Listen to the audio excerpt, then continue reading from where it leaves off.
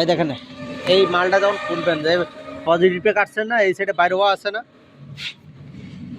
তো হ্যাঁ এই সাইডটা সবসময় আলাদা করে নেবেন। নেওয়ার পরে তারপরে প্লাস ধরবেন, এই যে নেগেটিভের মধ্যে পজিটিভের সময় কোনো সময় ধরবেন না, এটা আলাদা করেন, করে এটা আস্তে আস্তে উঠে এলেন, তাহলে জিনিসটা ফ্রেশভাবে বাইরে হবে। বুঝছেন আমার কথাটা? এইভাবে কাটতে হবে। এই যে যেমন এই যে আটকে আছে, এই জায়গাটা আটকে আছে না, এটা সবসময় ফ্রি করতে হবে। এই সাইডটা সবসময় প্লাস দিয়ে টাইন নিয়ে বা হাত দিয়ে টাইন নিয়ে এটা করতে হবে, যে এটা ফ্রি হয়ে গেছে না, এখন আপনি এটা ভালোভাবে উঠে দেবেন। এটা উঠাইন আপনি, বাটালটা তো ধরলেই হ্যাঁ বাটালটা দিয়ে একবার শাসি ধরলে ধরলে এই ধরেন উঠাইন দেখি আমি। আসসালামু আলাইকুম।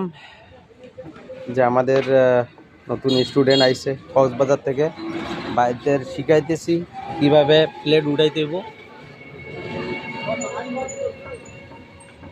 সবাই দোয়া করবেন